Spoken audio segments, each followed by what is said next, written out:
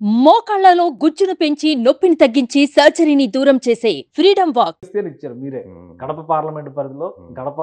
ఉమ్మడి కడప జిల్లాలో 3 సీట్లు గెలుస్తాయని చెప్పని ఇచ్చారు. సో ఇవి ప్లస్ చేసేటువంటి అవకాశం ఉండదంటారా? అవి ఎడ్జ్‌లో ఉన్నాయి సార్. తక్కువలో ఉన్నాయి సో అవి సీట్లు కూడా మెజారిటీ. తక్కువ, తక్కువ స్వల్ప మార్జిన్‌తోనే మార్జిన్‌లో ఉన్నాయి.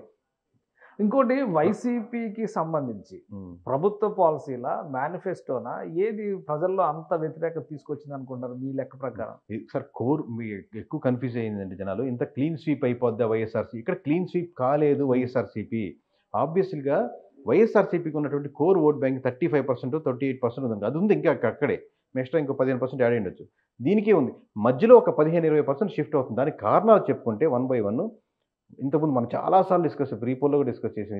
ఇదే ఫ్యాక్టరు, రోడ్లు, లిక్కరు, లేకపోతే ఉద్యోగం ఉన్నవాడు, ఉద్యోగం కోసం ఎదురు చూసేవాళ్ళు, లేకపోతే అమరావతి ఇష్యూ, లేకపోతే మీరు ఇక్కడ వైజాగ్‌లో క్యాపిటల్‌ని ఓన్ చేసుకోకుండా ఉన్నవాళ్ళు, లేకపోతే కడపలో ఉన్నటువంటి ఇష్యూ జరిగింది. ఇయన్నీ ఓవరాల్‌గా స్టేట్ ప్యాటర్న్‌లో ఎఫెక్ట్ ఇచ్చాయి. అలాగే మీరు అసెంబ్లీలో సీట్ సెలక్షన్స్ చాలామంది పార్లమెంట్‌లో స్ట్రాంగ్ క్యాండిడేట్ మీరు వదులుకొని అవతల వాళ్ళు దాన్ని అందిపుచ్చుకోవడం. అవతల సైడ్ కూటమి కట్టడం మెయిన్ ప్రధానంగా. అట్ ది సేమ్ టైమ్ మీరు ఎమోషనల్‌గా ప్రజలతో దూరంగా ఉండి కనెక్టెడ్ కాకపోవడం. ఎమోషనల్‌గా కనెక్ట్ ఉన్నప్పుడు మీరు ఏదైనా తప్పులు చేసినా అది కవర్ చేస్తుంటది. అలాగే మీరు కోవిడ్‌ని ఇంత 2 ఇయర్స్ చాలా ఇబ్బంది పడింది వైఎస్ఆర్‌సీపీ గవర్నమెంట్. కోవిడ్‌ని ఎక్కడ అడ్వర్టైజ్ చేసుకోవాలా మీరు కోవిడ్ సంగతి ఎక్కడైనా 2 ఇయర్స్ ఇబ్బంది పడ్డామని ఎక్కడైనా అడ్వర్టైజ్‌మెంట్‌లో ఉందా? అండ్ కోవిడ్‌లో కూడా మేము సమర్థంగా నిర్వహించామని కదా లెట్స్ చెప్తున్నారు. చేయగలిగారు అనుకుందాం సార్. దాన్ని మీరు ఎక్కడ ఎలక్షన్స్ ఇంజినీరింగ్‌లో 2 ఇయర్స్ పాటు ఎవరయ్యా మీరు నిలబడింది అన్న ఎమోషన్ ఎక్కడ తీసుకెళ్లారు? ఓన్లీ వెల్ఫేర్ స్కీమ్స్ మీద డిపెండెంట్ ఎళ్లారు. ఓకే. సో అంటే ఓన్లీ వెల్ఫేర్ గురించి చెప్పారు కాబట్టి ఎమోషనల్ కనెక్ట్ మిస్ అయింది లాస్ట్ టైమ్‌తో పోలిస్తే వైఎస్ఆర్‌సీపీకి ఈసారి అంటారా మీరు? అదొక్క పాయింట్ కదా సార్. ఇయన్నీ జోడిస్తే ఆబ్వియస్‌గా ఇప్పుడు ఇంతకుముందు పవన్ కళ్యాణ్ గారికి ఓట్లేద్దామా వద్దనుకున్న వాళ్ళు కూడా ఇప్పుడు వైఎస్ఆర్‌సీపీ వాళ్ళు కూడా పవన్ కళ్యాణ్ మటుకు గెలవాలి ఈసారి అనుకున్న వాళ్ళే సెక్షన్ పెరిగిపోయింది. దాన్ని బట్టి మీరు ఓట్ బ్యాంక్ ఎంత పెరిగిందో. మీరు మిథున్ రెడ్డి గారు ఆబ్వియస్‌గా గోదావరిలో కాన్సంట్రేట్ చేసి అక్కడ మీ నియోజకవర్గంలో కాన్సంట్రేట్ చేస్తారు వాళ్ళు. ఓకే. సో అంటే దీనివల్లనే కడప, రాజంపేట ఇవి కూడా ఓడిపోతాయి. అంతే కదా సార్. ఇప్పుడు ఎంతో కొంత సెక్షన్ కులపరంగా కావచ్చు, అభిమానులు కావచ్చు, మీకు రాజంపేట నియోజకవర్గంలో ఉన్నారు. మీరు మిథున్ రెడ్డి గారు అక్కడ కాన్సంట్రేట్ చేశారు. అంటే ఇక్కడ లేరని కాదు. మీరు టార్గెటెడ్ పవన్ కళ్యాణ్. సో మీకు ఇక్కడ పవన్ కళ్యాణ్ వాళ్ళు ఇక్కడ టార్గెట్ చేస్తున్నారు. ఓకే. ఎంతో కొంత శాతం. కానీ జనసేన పార్టీకి మీకు అక్కడ ఏమో సీట్లు కూడా లేవు కదా. రాయలసీమలో 2 సీట్లు జనసేన పార్టీ అంటే గెలుస్తుంది. బలిజ కమ్యూనిటీ ఉన్న ఊర్లు ఉంటాయి సార్. దాంట్లో 10 5 ఉన్నారనుకోండి. నేను కమ్యూనిటీ పరంగా మాట్లాడదాం, పచ్చిగా ఆడ కిందకి వచ్చి మాట్లాడదాం. సో కమ్యూనిటీ వాళ్ళంతా నువ్వు కమ్యూనిటీ లీడర్‌ని అక్కడ నువ్వు టార్గెట్ చేస్తున్నప్పుడు ఈ కమ్యూనిటీ వాళ్ళు ఇంకో 20 మంది కన్విన్స్ చేసేదానికి ట్రై చేస్తారు కదా! ఓకే. సో అవి కలిసి వచ్చినాయి అంటారా? అడ్వాంటేజ్ ఏంది ఇప్పుడు ఎడ్జ్‌లు తీసుకున్నానికి. కిరణ్ కుమార్ రెడ్డి మీద ఫుల్ వ్యతిరేకంగా ఉండే క్యాండిడేట్ అవైలబిలిటీ లేరు. ఇంతకుముందు మధ్యలో గ్యాప్ వచ్చింది. At the same time CM cadre పర్సనే కదా! సో ఆయనకి ఎడ్జ్ ఉండే ఆస్కారం ఆ ఉంటుంది. స్టేచర్ అక్కడ ఆ స్టేచర్ కలిసి కలిసి వస్తది. సో వైసీపీ గురించి మీరు చెప్పిన వాటిని ఓకే. అంతవరకు కన్విన్స్ అవుదామా లేదా అది పక్కన పెడదాం చర్చ. 21 అవుట్ ఆఫ్ 21 జనసేన పార్టీకి ఏ విధంగా మీరు అంచనా అంటే వేస్తారు? సహజంగా సార్ 100% రిజల్ట్ అని పవన్ కళ్యాణ్ అడిగారు కాబట్టి మీరు ఇచ్చినట్టు ఉంది. అది నిజంగానే 100% రిజల్ట్ రావడానికి గ్రౌండ్ రియాలిటీ ఉందా? అంటే ఆయన అడిగారు కాబట్టి ఓట్లేయడం ఇప్పుడు జగన్మోహన్ రెడ్డి గారు ఒక ఛాన్స్ అని అందరూ గెలిపించి అట్లా ఉండదు sir vote banking. Obviously 10 years నుంచి ఆయన కన్సిస్టెంట్‌గా ఉన్నారు కాబట్టి ఎంతో కొంత అడ్వాంటేజ్ అయింది. చెప్పాను కదా! కామన్ ఆడియన్స్ కూడా పవన్ కళ్యాణ్ గారికి వేద్దామని ఒక ఇంప్రెషన్‌తో తీసుకురాగలిగారు. బట్ మామూలుగా ఈ కూటమి కట్టడం, ఈ ఓట్ బ్యాంక్ నీట్ ఇవ్వడం వల్ల పాలిటిక్స్‌గా జనరల్ ఓట్ బ్యాంకింగ్ అబ్జర్వ్ చేయని వాళ్ళు సహజంగా అంటే కొంచెం డెప్త్‌కెళ్ళినా గానీ పాలకొండ గెలవదు, లేకపోతే హెచ్ఎల్ గెలవదు, లేకపోతే ఎస్సీ, ఎస్టీ నియోజకవర్గం గెలవదు, లేకపోతే రైల్వే కోడూరు గెలవదు, లేకపోతే అరకు గెలవదు. ఇలా సహజంగా ఎస్సీ, ఎస్టీ నియోజకవర్గాలు వాస్తవానికి గెలవదు. షాకింగ్ ఫ్యాక్ట్ ఏంటంటే జనసేన పార్టీ తీసుకున్నటువంటి నియోజకవర్గాలు రిజర్వ్ నియోజకవర్గాలు ఎక్కువ ఉన్నాయి. అవును. 4, 5 నియోజకవర్గాలు జనసేన పార్టీ తీసుకుంది. ఎందుకు తీసుకుంది అనేది వాళ్ళకి అండర్స్టాండింగ్ తీసుకొని ఉండొచ్చు. ఖచ్చితంగా వాటిలో మెజారిటీ స్థానాలు గెలవదనే తీసుకుంది సార్. గెలుస్తామని నమ్మకంతో తీసుకోలేదు. సో మీ ఫ్యాక్టర్ ఏంటి? ఏ రకంగా గెలుస్తుంది అని అంటే చెప్పి ఒకసారి స్టార్టింగ్ ఇనిషియల్‌గా అలాగే ఉంది సార్ మామూలుగా. కాకపోతే ఆ క్యాండిడేట్స్ టర్న్ చేసుకున్నారని నేను అంటలేదు. ఓవరాల్‌గా ఈ క్యాండిడేట్ భలే తిరిగారు. మాధవి గారు బాగా తిరిగేశారు. విజయ్ ఆయన బాగా తిరిగేశారు. రైల్వే కోడూరు ఆయన భలే వాళ్ళు యాడ్ ఆన్ అయ్యారు. బట్ మోస్ట్‌లీ వైఎస్ఆర్‌సీపీ నుంచి ఇటు టర్న్ అయిన ఓట్ బ్యాంకింగ్, కూటమి వైపు టర్న్ అయిన ఓట్ బ్యాంకింగ్ మీకు బీజేపీ గెలుస్తుందని ఎంతో కొంత సీట్లు అసలు బీజేపీకి ఓట్ బ్యాంకింగ్ లేదు కదా! బీజేపీ ఎలా గెలుస్తుందంటే మీకు ఆబ్వియస్‌గా కూటమి వైపు ఉన్న ఓట్ బ్యాంకింగ్ బీజేపీకి యాడ్ అవుద్ది. బీజేపీకి ఉన్న ఓట్ బ్యాంకింగ్‌తోనే బీజేపీ గెలవట్లేదు కదా! సో అట్లాగే ఈ ఎస్సీ, ఎస్టీ నియోజకవర్గాల్లో కూటమి ఫ్యాక్టరు. సింబల్ ఎత్తుక్కొని మరి ఎక్కడుంది వెతుక్కొని మరి ఓటేస్తారు సార్. అది సైకిల్ అయినా, గ్లాస్ అయినా, కమలం అయినా. కానీ అదే ఇక్కడ కన్ఫ్యూజన్ ఏంటంటే కూటమిలో ఫస్ట్ గ్రాస్ రూట్ లెవెల్లో కనెక్టివిటీ సరిగా లేదు అనేది, రెండోది ఓటేసినప్పుడు సింబల్ విషయంలో కన్ఫ్యూజన్ ఉన్నది, తర్వాత లోక్సభకు ఓటేయడం ఒకటి, అసెంబ్లీకి ఓటేయడం ఒకటి, రెండు గుర్తులు వచ్చిన చోట్ల అంతా కన్ఫ్యూజన్ వచ్చిందని చాలా మంది వృద్ధులు కానీ నిరక్షరాస్యులు కానీ కిందకి పైన కింద ప్రెస్ చేసి ఉంటారనేటువంటి అనుమానాలు ఇవన్నీ ఉన్నాయి. ఉంటాయి సో సార్. వీటన్నిటిని ఓవర్కమ్ చేసి 21 సీట్లలో జనసేన గెలుస్తుందని మీరు నమ్ముతున్నారు? జనసేన గెలిచే ఇంకా మీకు చెప్పాలంటే షాకింగ్ సార్. జనసేన గెలిచే సీట్లో 15 సీట్ల పైన 20,000 పైన మెజారిటీలు ఉంటాయి సార్. 20,000 పైన 15 సీట్ల వరకు. అంటే కేవలం ఒక 6 సీట్లలో మాత్రమే 6 సీట్లు టైట్ ఎడ్జ్లు మామూలుగా గెలిచేదానికి ఆస్కారం ఉంటుంది. లెట్స్ మన మిస్టేక్ అయినా కానీ 18 కింద దిగదు. 18 అంటే ప్రజారాజ్యం నంబర్ని దాటేస్తున్నట్టు లెక్క. దాటేస్తుంది. అంటే ఇప్పుడు మీరు ఇంకొక మాట కూడా చెప్పారు, మీరు ఆ ప్రజెంటేషన్ ఇచ్చేటప్పుడు ప్రధాన ప్రతిపక్ష హోదాని జనసేన పార్టీ తీసుకునే స్కోప్ ఉంది అంటున్నారు. 100% సార్. ఇప్పుడు మీరు 14కి పడిపోయింది, మనం చెప్పిన ఫిగర్ యాజ్ టీజ్గా రిఫ్లెక్ట్ అయింది అనుకో, +-5 కాకుండా అలా వచ్చింది అనుకోండి స్టిల్ స్టాండ్, అంటే అవకాశం ఉంటుంది ఆబ్వియస్గా. +-5 170 నియోజకవర్గాల్లో ఒక అటు ఇటు 4 ఓట్లు. అలా కాకుండా మీరు 14కే వచ్చింది అనుకోండి, 18 రాలేదనుకోండి, ఆబ్వియస్గా ఏంటి ప్రతిపక్ష హోదా లేనట్టే కదా. ఇది 21కి వస్తున్నాను, ఇది 18 guarantee sir. Janasena 18 guarantee. Worst case చెప్పండి అని అడిగారు అనుకోండి, 18 గ్యారంటీ, దాంట్లో విషయం. వరస్ట్ మీరు జనసేన 18 వస్తాయి అంటారు. 3 సీట్లు మాత్రం కొంత మీరు ఇప్పుడు ఇందాక చెప్పింది సింగిల్ నెంబర్, అట్లా కాకుండా ఇంకొంచెం సేఫ్ జోన్ తగ్గించామని చెప్పండి. ఇప్పుడు కొసర అడుగుతారు కదా, ఇది కూడా యాడ్ చేయండి, ఇది కూడా కొసర అడిగారు అనుకోండి, ఇంకేమైనా యాడ్ చేసి తగ్గిస్తే అంటూ ఇప్పుడు తగ్గించడితే 18 తగ్గదు. 18 జనసేన పార్టీ తగ్గదు. లోక్సభ సీట్ల విషయంలో ఏంటి మీరు అది కూడా? లోక్సభలో కూడా సార్ 23 తగ్గదు. ఆ 2 సీట్లు టైట్ ఎడ్జ్ టువర్డ్స్ వైసీపీ కూటమి వైపు ఉన్నాయి. 23 తగ్గదు. మినిమం నెంబర్లు చెప్పుకుంటా ఉన్నాడు. అలాగే ఒకవేళ మినిమం మాక్సిమం నంబర్స్ ఇవ్వాలంటే 23 నుంచి 25 ఇట్లా చెప్తారు. మా ముందు ఈ నెంబర్లే.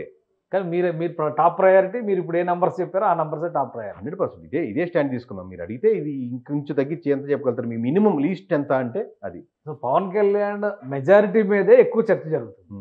అలాంటప్పుడు అన్ని చోట్ల ముఖ్యంగా ఉత్తరాంధ్ర ప్రాంతంలో వాళ్ళు తీసుకున్నటువంటి నియోజకవర్గాల్లో గెలుపు కష్టం అనేటువంటి చర్చ ఉంది. సో అట్లాంటి ఇనిషియల్గా అలాంటివి ఇప్పుడు నెల్లిమర్లో కష్టంగానే ఉండింది, శ్రీకాకుళంలో మాకు పాలకొండ కానీ ఇవన్నీ కష్టంగానే ఉన్నాయి, హెచ్ఆర్లో వాళ్ళకి కానీ కష్టంగా ఉన్నది టీడీపీకి, ఇవన్నీ బీజేపీకి. ఇవన్నీ పాన్ ఆ ఫ్యాక్టర్స్ మీకు పోస్ట్ పోల్ చేశాక చాలా క్లియర్ కట్ కనపడుతుంది అనమాట. ఓవరాల్ ఇంతకుముందు ప్రీపోల్లో మీకు శ్రీకాకుళం మనం డిస్కస్ చేసాం, టఫ్ ఫైట్లు ఉన్నాయి, విజయనగరంలో 3 టఫ్ ఫైట్లు ఉన్నాయని చెప్పి. ఇప్పుడు మరి 3 నుంచి ఎందుకు క్లీన్ స్వీప్కి వెళ్ళింది? మరి చీపురుపల్లి కూడా ఉంది కదా టఫ్ ఫైట్లు, అవన్నీ ఎడ్జ్లు క్లియర్ అయిపోయినాయి పోస్ట్ పోల్ కాబట్టి. ఆ పోస్ట్ పోల్ క్లీన్ స్వీప్స్ గురించి నేను మళ్ళీ మాట్లాడతాను. కానీ జనసేనకు సంబంధించి సరే 21 చెప్పారు. బీజేపీ లెక్క కూడా ఒకసారి క్లారిటీ, 7 సీట్లు గెలుస్తుంది, 10 చోట్ల పోటీ చేసింది, 7 పోయే 3 సీట్లు ఏవి? సో మనం బీజేపీ కన్ఫర్మ్ సీట్స్ చెప్పినాయి సార్. హెచ్ఆర్ల, Visakha north, Anaparthi, Kaikaluru, Vijayawada west, Jammalamadugu, Dharmavaram sir. 7 సీట్లు. అంటే బీజేపీకి లోకల్గా ఉన్నటువంటి ఓట్ పర్సంటేజ్ కానీ అలానే వ్యతిరేకత ఉంది. కేంద్రంలో 10 ఏళ్ళు బీజేపీనే ఉన్నా కానీ ఇక్కడ ఆంధ్రప్రదేశ్ని ఆదుకోవడంలో విఫలమైంది అనేది ఒకటి. రెండవది ముఖ్యంగా మైనారిటీ వర్గాలు బీజేపీ చేరిక వల్ల బాగా డిస్టర్బ్ అయినాయి అనే చర్చ ఎక్కువ నడుస్తుంది. అయినా 7 సీట్లు గెలుస్తుంది అనేది కాన్ఫిడెంట్గా చెప్పొచ్చు. ఇక్కడ ఓటింగ్ అంటే సార్ మామూలుగా సింబల్ ఓట్ బ్యాంకింగ్ జరగలేదు సార్, మామూలుగా కూటమి ఓట్ బ్యాంకింగ్ జరిగింది. కూటమికి వేద్దామా వద్దనుకుని జరిగింది. మీరు చెప్పిన ఫ్యాక్టర్స్ 100% యాక్సెప్టెడ్. ఖచ్చితంగా బీజేపీ జాయిన్ అవడం వల్ల కూటమి వైపు ఉన్నటువంటి కొద్ది గొప్ప మైనారిటీ అంటే 20% వచ్చు, 30% వచ్చు, ఆ మైనారిటీ సెక్షన్ కూడా కొంచెం తగ్గిన మాట వాస్తవమే. బట్ అది తగ్గింది జగన్మోహన్ రెడ్డి ఇందాక ఫ్యాక్టర్స్ చాలా డిస్కస్ చేసుకుని ఆ వ్యతిరేకతను కవర్ చేసి దాన్ని డామినేట్ చేసి అంతే ఆబ్వియస్గా గెలిచిండేది కాదు. ఓకే. సో ఆబ్వియస్గా అది 2-3% తగ్గినప్పుడు ఇది 10% ఆల్రెడీ బాగుంటున్నప్పుడు వీళ్ళు 7% అడ్వాంటేజ్తో ఉన్నారు కదా. ఓకే. సో ఇంకొకటి ఇక్కడ ఎక్కువ అబ్జర్వేషన్స్లో వచ్చింది ఏంటంటే కూటమిలో గ్రౌండ్ లెవెల్లో లీడర్షిప్ కనెక్టివిటీ సరిగా లేదు, ఓట్ ట్రాన్స్ఫర్ సరిగా జరగలేదు, అభ్యర్థుల ఎంపిక సరిగా జరగలేదు. అలానే కూటమిలో ముఖ్యంగా జనసేన, బీజేపీ, టీడీపీ నాయకుల్లో ఉన్నటువంటి అసంతృప్తి, తిరుగుబాటు ఇవన్నీ కూడా నెగిటివ్ ఫ్యాక్టర్స్ అయినాయి అన్నారు. మీ సర్వేలో అటువంటి ఇనిషియల్గా మనకు 70-30, 80-20, 90-10, 95 ఇది సార్ మామూలు ఓట్ బ్యాంక్ జనసేన నుంచి మూవ్ అవుతుందేమో. అంటే ఇనిషియల్గా 70-30 అలా కనపడింది. ఫస్ట్లో అయితే ఇంకా 50-50 చాలామంది అంటే వేరే ఉత్తరాంధ్ర ఉభయ గోదావరి జిల్లాలు పక్కన పెడితే మిగతా 50-50 వేస్తారు. కానీ ఎలక్షన్స్ దగ్గరికి వచ్చేసరికి ఆ 1 మంత్ దాంట్లో ఎక్కువ పర్సెంటేజ్ కనెక్ట్ అయ్యారు. ఓకే. సో ఆ పర్సెంటేజ్ అంటే ఇప్పుడు మీరు చెప్పిన దాని ప్రకారం చూస్తే ఓవరాల్గా 144 కంటెస్ట్ చేసిన టీడీపీ కేవలం 10 సీట్లే కోల్పోతుంది, అంతేనా? పర్సెంటేజ్ సార్ ఇక్కడ సీట్లు అనేది మనకు నెంబర్ పెద్దది కనపడుతుంది. పర్సెంటేజ్ ఆఫ్ ఓట్స్ దాన్ని పెంచుకోగలిగినప్పుడు కూటమి బలం ఆబ్వియస్గా ఎంత యాడ్ అవుతుంది సార్. ఇప్పుడు జనసేనకి 8% ఓట్ బ్యాంకింగ్ కాదు కదా, దాంతోపాటు వేయాలనుకునే వాళ్ళు సానుభూతి పరులు ఇంకా ఎక్కువ ఉంటుంది. సో అంత పెద్ద ఓట్ బ్యాంకింగ్ తనకి యాడ్ అయినప్పుడు ఆల్రెడీ దీనికి ఓట్ బ్యాంకింగ్ ఉండి అది ఇంకా మచ్ మోర్ బిగ్గర్ పిక్చర్గా టర్న్ అయింది. ఓవరాల్గా అంటే ఓవరాల్గా చూసినప్పుడు 144 సీట్లలో కేవలం 10 సీట్లు కోల్పోవడం అంటే జస్ట్ ఒక 5-6% లాస్ అంతే. అంత ఎడ్జి టీడీపీకి ఉందా, ఇది కూడా సందేహం జనంలో. అంటే సీట్ల పర్సంటేజ్ టోటల్ పర్సంటేజ్గా రెండు ఓట్ల పర్సంటేజ్ కంపేర్ చేయకూడదు సార్. సీట్లలో వచ్చింది కదని చెప్పి ఇప్పుడు 144 పోటీ చేస్తే 133 ఉంటే 90% వాళ్ళకి వేసారని కాదు. ఇక్కడ 35% ఓట్ బ్యాంకింగ్ వీళ్ళకి ఉంది. బట్ అక్కడ అంటే ఇప్పుడు మీరు చెప్పేది ఏంటి, మీరు ఇచ్చినటువంటి క్లారిటీ ప్రకారం ఓవరాల్ ఓట్ షేర్ అనేటువంటి క్యాలిక్యులేషన్ తీసుకుంటే మీ లెక్క ప్రకారం కూటమికి ఎంత ఉంటుంది, వైసీపీకి 38% వైఎస్ఆర్సీపీకి ఉండొచ్చు సార్. 58 అంటే ఆల్మోస్ట్ 20% వరకు డిఫరెన్స్. ఈ 15% దాటినప్పుడు ఈ డిఫరెన్స్ వస్తుంది సార్. ఇంత డిఫరెన్స్ ఎందుకు వస్తాయంటే 15% దాటుతుంది కనపడుతుంది కాబట్టి. సో అంత ఉందా అంత, ఎందుకంటే చాలా సర్వేల్లో మాక్సిమం 2 to 4% డిఫరెన్స్, ఒక 10% మామూలుగా అసలు ఎలక్షన్స్ ఏమీ తిరగకుండా, అసలు ఎక్కడ ఎలక్షన్ ఇంజనీరింగ్ చేయకుండా, క్యాండిడేట్ మీద పెద్ద వర్క్ చేయకుండా కేవలం కూటమి వీళ్ళు పరిగితేనే ఒక 2% డిఫరెన్స్ యాడ్ అవుతుంది కదా సార్. ఇంత ఖర్చులు ఏం అవసరం, జస్ట్ అంటే జనసేన టీడీపీ యాడ్ అయితేనే ఒక 2% ఇంతకుముందు పెరుగుద్ది కదా. అంటే కానీ అది అంత ఈజీగా జరగదు కదా. అదే ఏమీ చేయలేదు, అందుకే జస్ట్ ఇద్దరు కలిపి పోటీ చేస్తున్నాం, క్యాండిడేట్ ప్రకటించాం, వేవ్ ఓట్ బ్యాంకింగ్ ఇంత కాకుండా బీజేపీ ఏం లేకుండా జగన్ మీద అగెనిస్ట్ కూడా లేకుండా కేవలం కలిస్తేనే ఓట్ బ్యాంక్ 2% పెరుగుద్ది.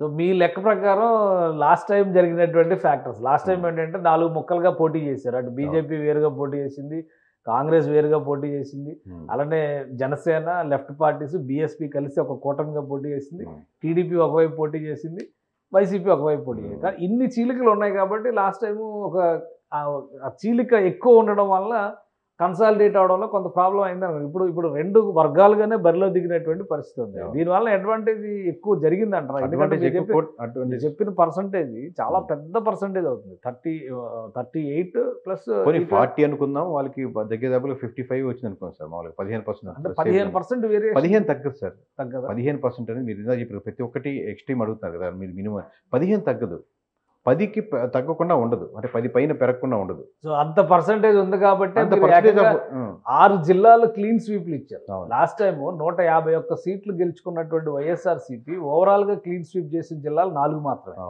అటు విజయనగరం జిల్లా, నెల్లూరు జిల్లా, కడప, కర్నూలు జిల్లాలు. బట్ ఇక్కడ మీరు 6 జిల్లాలు ఇచ్చారు. శ్రీకాకుళం, విజయనగరం ఒక కంచుకోట అని చెప్పారు అందరూ అంటున్నారు. విజయనగరం కూడా స్వీప్ అయిపోతుంది. జిల్లా కంచుకోట ఉండదు సార్. పోయినసారి 9 గెలుచుకుందని ఇంకెప్పటికీ 9 ఉండదు. చిన్న ఫ్యాక్టర్, చిన్న ఇష్యూస్ మారితే ఆబ్వియస్గా 15% ఆడ మార్చుకుంటే ఆబ్వియస్గా చాలా డిఫరెన్స్ కనబడుతుంది. ఇప్పుడు చీపురుపల్లిలో అంటే బొత్స గారు కొంచెం డిఫెండ్ చేయొచ్చు, అది ఎడ్జిల్లా తీసుకురావచ్చు, గెలవచ్చు, ఓడచ్చు, అది వేరే విషయం. అట్లా ఫ్యాక్టర్స్ ఓవరాల్ గా ఓటు బ్యాంకింగ్ మనకు జిల్లా కనబడుతుంది. మన జిల్లాలో వాళ్ళు ఎట్ట ఓటు వేయాలంటే జిల్లా వాళ్ళంతా కూర్చొని మాట్లాడుకోరు. ఏ నియోజకవర్గానికి ఆ నియోజకవర్గం ఒకటి ఇండివిజువల్ అనమాట. వై నాట్ 175 ప్రతి నియోజకవర్గం కొడదాం అంటే వర్క్ చేసినప్పుడు ప్రతి నియోజకవర్గం ఇండివిజువల్ వర్క్ చేస్తారు. 175 ఒక ప్యాటర్న్ ఉండదు కదా. సో ఇండివిజువల్ గా ఒక కాన్సన్ట్రేట్ చేస్తారు. అది ఎమ్మెల్యేకి వచ్చినప్పుడు ఓవరాల్ గా ఇండివిజువల్ నియోజకవర్గం మీద ఏం కాన్సన్ట్రేట్ చేస్తారని ఆధారపడుతుంది. ఓకే, కానీ నేను అనేది ఏంటంటే నిజంగా స్వీప్ అనేటువంటి వేవ్ కనుక కనిపించుంటే, ఇప్పుడు ఒకవైపు నుంచి వేవ్ లేదు అంటున్నారు, కానీ ఇంత స్వీప్ నేను ఇప్పటికీ సార్ 14 నియోజకవర్గాలు చెప్పినప్పటికీ డే 1 నుంచి ఇప్పుడు చెప్తున్నాను, జగన్మోహన్ రెడ్డి గెలవాలని, చంద్రబాబు నాయుడు గెలవాలని, గెలవాలి లేదు. ఇప్పటికీ వేవ్ లేదు. 14 చెప్పినప్పుడు కూడా వేవ్ అంటున్నాం. వేవ్ అంటే ఏంటంటే కంప్లీట్గా ఎక్కువ మంది 15-20% మంది చంద్రబాబు గెలవాలని, లేదా ఎక్కువ శాతం జగన్మోహన్ రెడ్డి గెలవాలంటే వేవ్ ఉంటుంది. గడిచిన ఎలక్షన్స్ 2019లో ఆ వేవ్ లేకుండా ఇంత కన్సాలిడేట్ అవుతుంది. 6 జిల్లాలు ఇప్పుడు అనంతపురం జిల్లా స్వీప్ చెప్పారు మీరు. కృష్ణా, గుంటూరు, పశ్చిమ గోదావరి అంటే సరే, కృష్ణా, గుంటూరులో రాజధాని ఫ్యాక్టర్ పనిచేసి ఉండొచ్చు అనుకోవచ్చు. పశ్చిమ గోదావరి కూడా మీరు యాడ్ చేశారు. అలానే శ్రీకాకుళం, విజయనగరం, కృష్ణా జిల్లా కంటే పశ్చిమ గోదావరి జిల్లా ఇంకా స్ట్రాంగ్గా ఉంటుంది సార్. మా జనసేన ఇది 2 కాంబినేషన్ కదా. ప్లస్ అదే నియోజకవర్గం అదే దగ్గర పిఠాపురంలో ఆయన పోటీ చేస్తున్నారు. ఈస్ట్ గోదావరిలో ఆయన పోటీ చేస్తున్నారు. పశ్చిమ గోదావరిలో ఇప్పుడు కంప్లీట్ గా వీళ్ళు ఉన్నారు కదా, మొత్తం భీమవరం, నరసాపురం, ఎక్కువ సీట్లు అయితే పోటీలో ఉన్నారు. 4-5 సీట్లు పోటీలో ఉన్నటువంటి నియోజకవర్గాలు అయితే ఉన్నాయి. కానీ మొత్తం స్వీప్ అనేటువంటి మాట మనం చెప్పడం అనేది ఎంతవరకు స్వీప్ అవ్వాలని నియోజకవర్గం ఇండివిజువల్ గా పనిచేయలేదు సార్. ఏ నియోజకవర్గం ఇప్పుడు ఏలూరు ఉంది, ఏలూరు దగ్గర ఏలూరు పనిచేస్తుంది, దెందులూరు దగ్గర పనిచేస్తుండొచ్చు, నూజివీడు దగ్గర పనిచేస్తుండొచ్చు, కైకలూరు దగ్గర ఏ నియోజకవర్గంలో ఉన్న సమస్య ఆ ఎమ్మెల్యే మీద వ్యతిరేకత లేకపోతే ఆపోజిట్గా ఉన్నట్టు కలిసి ఓట్ బ్యాంక్ ఇట్లా కలుస్తుంటుంది. టోటల్ కన్సాలిడేట్ చూసుకున్నప్పుడు ఏం 14 మరీ దారుణంగా ఉంది నాకు అనిపించింది. అదే మీరు అసలు ఈ నంబర్ అనౌన్స్ చేయడానికి మీరు అసలు ఏం వర్క్ చేసి మేము కూడా మదన పడి ఉంటాం కదా సార్. మామూలు లాస్ట్కి ఫైనల్గా అన్ని కన్సల్ట్ చేసి ఇప్పుడు దాకా ఎన్ని ఫ్యాక్టరీలు చెప్పి అన్ని చేసి 14 వచ్చింది. మామూలుగా 23 వచ్చింది సార్ ప్రీపోల్ ముందర. అది మీకు అందరూ మనం ప్రతి దగ్గర అవును, మీరు చాలా సార్లు వన్ డిజిట్ వన్ నంబర్ అంటుంటే అది ఏమై ఉంటుందా అని ఆసక్తిగా ఉంది, కానీ మరి ఇంత లో నంబర్ ఎక్స్పెక్ట్ చేయలే. ఉత్తరాంధ్రలో ఒక నెంబర్ అంటే 9 వస్తాయి 9 వస్తాయి అంటే అనుకున్నాం. ఇప్పుడు మీరు ఓవరాల్ గా ఫిక్స్ చేసి అంటే ప్రీ పోల్ కి మీరు ఇచ్చినటువంటి ఎగ్జిట్ పోల్ కి మధ్య వేరియేషన్ 10 తగ్గినాయి. ఎగ్జిట్ పోల్ లో ఇంకా ఇప్పుడు మేము తప్పైంటే మొత్తం పూర్తిగా తప్పైనా 5-6 పెరగచ్చు, అంతేగాని 23 దాటేదానికి ఆస్కారం లేదు. అసలుకి 23 కూడా క్రాస్ చేయరంట. అసలు సమస్య లేదు సార్. మామూలుగా దీంట్లో కాన్ఫిడెంట్ అసలుకి. సో అది లాక్ చేసుకోవచ్చు అంటారా? ఇది మీ 14 ఏంటంటే చాలా క్లోజ్గా అబ్జర్వ్ చేసి 14 వచ్చి ఆ 14లో కూడా ఈ 6 కన్ఫామ్లు, ఈ 8 టైట్ ఫైట్, ఈ టైట్ ఫైట్ కూడా ఇప్పుడు సర్వేపల్లి ఆత్మకూరు ఉంది సార్. దాంట్లో నా సొంత జిల్లాలో నియోజకవర్గాలు. రేపు పొద్దున సర్వేపల్లి కూడా కొట్టేయచ్చు. ఓకే, లేదా సర్వేపల్లి ఇంకోటి ఆత్మకూరు కూడా కొట్టేయచ్చు. స్వల్ప మార్జిన్ కూటమి కొట్టేయచ్చు. సో అలాగే మిస్ అవ్వచ్చు. అలాగే వైఎస్ఆర్సీపీకి ఎడ్జ్లోనే కూడా 2-3 మిస్ అవ్వచ్చు మేము మొత్తం ఓవరాల్ రాష్ట్రంలో. అంతేగాని 10 నియోజకవర్గాలు 15 నియోజకవర్గాలు వాళ్ళు మిస్ అయ్యి వీళ్ళు మిస్ అయ్యి మొత్తం కలపకలపం కాదు, అవకాశమే లేదు. మీ నంబర్లు మీరు ఫిక్స్ అయి ఉంటారు అయితే 100%. ఈ నంబర్లు చెప్పే ముందర మీరు ఎంత మొదలు పడి ఉంటారో, చెప్పిన తర్వాత కూడా మీకు ఆ రేంజ్ లో రెస్పాన్స్ వచ్చి ఉంటుంది కదా. చెప్పిన తర్వాత సార్ ఇప్పుడు ఎట్లా ఉందంటే పరిస్థితి, నాకు వచ్చిన కావాల్సిన బట్టి చూస్తుంటే టీడీపీ వాళ్ళు కూడా అంత నెంబర్ వస్తుందా, 14 సీట్లు అంటే వారు టోటల్ నెంబర్ చూస్తున్నారు. ఓవరాల్గా 151 నుంచి 14 ఎలా పోతుందని. ఓకే, అంటే ఎవరో చెప్పినట్టు 7-1 బీజేపీకి, 7-14 వైఎస్ఆర్సీపీకి, 7-3 21 జనసేనకి, 133 అది కూడా కలుపుకుంటే 7. ఓకే, మీరు 7తో ఏమైనా 7తో లింక్ అయినాయి అంటున్నారు. అట్లాగా ఇవన్నీ ఇప్పుడు 7 ఆల్రెడీ దీని మీద ట్రోలింగ్ స్టార్ట్ అయింది. 7 ఎక్కువ రావాలని లేదు అనుకోం కదా. వచ్చిన నెంబర్కి ఎవరిని అబ్జర్వ్ చేస్తే అది వస్తుంది. ఓకే, సో ఫైనల్గా మీరు ఇచ్చేటువంటి నంబర్స్ ఇది ఫైనల్ ఎగ్జిట్ పోల్ రిపోర్ట్. మీరు ఇదే ఆ రోజంతా ఛానల్స్ లో ఏదో మన దగ్గర మళ్ళీ జూన్ 4వ తేదీన దీనిపైన ఫర్దర్ డిస్కషన్ కూడా ప్రిపేర్ అయ్యి 100% సార్. నేను ప్రతి ఛానల్లో ఉంటాను, ప్రతి ఛానల్ తిరుగుతాను. ఎక్కడైనా నేను లైవ్లో చూస్తున్నప్పుడు నెంబర్స్ ఒక 4 ఉంటే ఐ విల్ ఫీల్ హ్యాపీ 4-5. ఎందుకంటే మనం ఇంత టిపికల్ ఎలక్షన్స్ అనేది స్టేట్ మొత్తం ఫీల్ అయిన దగ్గర మనం సింగిల్ నెంబర్కి వచ్చాం. ఒక 4-5 నియోజకవర్గాల తేడాతో మనం పర్ఫెక్ట్గా చెప్పగలిగారు. 4-5 నియోజకవర్గం జనసేన 4 అప్పుడు ఎక్కువ అయిపోద్ది. అలా కాదు, అక్కడ 2-3 133 చెప్పిన తర్వాత 4-5 వైఎస్ఆర్సీపీ అట్లాగా ఓవరాల్గా పర్సెంటేజ్ 95-98%. అలాగే మీరు గతంలో చేసిన సర్వే పైన ఉన్నటువంటి అంచనాలకి అనుగుణంగానే మనం అది ఎక్స్పీరియన్స్తో వచ్చిన నమ్మకం సార్. ఇప్పుడు కాన్ఫిడెన్స్ అనేది ఎక్స్పీరియన్స్తో వచ్చింది. ఇది ఓవర్ కాన్ఫిడెంట్గా సింగిల్ నెంబర్కి వెళ్ళలేదు. ఎక్స్పీరియన్స్తో ఇంకొంచెం బెటర్గా పర్ఫామ్ చేస్తాం. ఇప్పుడు మీరు మాట్లాడేది కూడా ఇంకొంచెం రేపొద్దున ఇంకొంచెం బెటర్గా మాట్లాడాలని ఎలా చేసుకుంటారు. బెటర్మెంట్ కోసం వెళ్ళింది కానీ మనం ఏదో పబ్లిసిటీ కోసం వైరల్ అవ్వాలని ఇది ఇంత బాంబు వెళ్తుందని నేను ఊహించలేదు. ఎందుకంటే బయట సర్వేలు ఏమి ఇస్తాయి నాకు తెలియదు కదా. ఇప్పుడు నేను సర్వే స్టార్ట్ చేసి మనం ఎక్కేసాం సార్ డయాస్. అప్పుడు దాకా బయట సర్వేస్ ఏమి ఇస్తున్నాయి కూడా నాకు తెలియదు. ఓకే, బయటకు వచ్చాక ఏంద్ర ఈ సర్వీస్ అన్ని అంత ఎక్స్ట్రీమ్గా అవతల వైపు ఇచ్చాయని ఇప్పుడు చెప్తుంటే నేను వింటున్నాను. రైట్, థ్యాంక్ యూ కేకే, మీ అభిప్రాయాల్ని తెలియజేసినందుకు. ఇది కేకే సర్వేస్ ఇచ్చినటువంటి ఎగ్జిట్ పోల్స్కి సంబంధించి ఫైనల్ రిపోర్టు. ఓవరాల్గా చూస్తే కనుక వైఎస్ఆర్సీపీ 175 నియోజకవర్గాల్లో పోటీ చేసి కేవలం 14 స్థానాల్లో మాత్రమే గెలుస్తుందని కేకే సర్వేస్ చెప్తుంది. అలానే టీడీపీ మొత్తం 144 నియోజకవర్గాల్లో పోటీ చేసి 133 చోట్ల విజయం సాధించడానికి అవకాశం ఉందని చెప్తున్నారు. 21కి 21తో 100% రిజల్ట్ జనసేన పార్టీ కొట్టబోతోందని కేకే చెప్తున్నారు. ఇక బీజేపీ కూడా అపారంగా పుంజుకుంటుంది. 7 చోట్ల అసెంబ్లీ స్థానాల్లో 10కి పోటీ చేసింది, 7 చోట్ల గెలిచేటువంటి అవకాశం ఉందంటారు. ఇక ఓవరాల్గా ఆంధ్రప్రదేశ్లో ఉన్నటువంటి 25 పార్లమెంటు స్థానాల్లో 25 కూటమికి వచ్చేటువంటి అవకాశం ఉందని ఘంటాపదంగా చెప్తున్నారు. ఇది కేకే సర్వేస్ చేసినటువంటి ఇన్డెప్త్ అనాలిసిస్. ఒక రకంగా ఫైనల్ రిపోర్టు ఎగ్జిట్ పోల్స్కి సంబంధించినటువంటి ప్రజెంటేషన్ ఆల్రెడీ మీడియా ముందర బహిరంగంగా ఇచ్చారు. దానికి సంబంధించినటువంటి క్లారిఫికేషన్స్ మనం సుమన్ టీవీలో వివిధ సందర్భాల్లో ఈ సర్వేస్ని ప్రజెంట్ చేశాం కాబట్టి దానికి సంబంధించిన క్లారిఫికేషన్స్ ఇక్కడ షేర్ చేసుకున్నారు. ఇక యాక్చువల్ రిజల్ట్స్ చూడాలంటే జూన్ 4వ తేదీ వరకు ఆగాల్సిందే. జూన్ 4వ తేదీన ఈ రిజల్ట్కి భిన్నంగా కనుక అంటే కేకే సర్వేస్ ఇచ్చినటువంటి ఎగ్జిట్ పోల్కి భిన్నంగా కనుక వస్తే తను ఎలాంటి పరిణామాలకైనా సిద్ధంగా ఉన్నానని కేకే చెప్తున్నారు. సో జూన్ 4 వరకు వెయిట్ చేద్దాం. అప్పుడు ఎటువంటి రిజల్ట్స్ వస్తాయో తెలుసుకునే ప్రయత్నం చేద్దాం. ఇది special discussion. Keep watching. Suman టీవీలో మీ పర్సనల్ అండ్ బిజినెస్ ప్రమోషన్స్ కోసం కింది నెంబర్కి కాంటాక్ట్ చేయండి.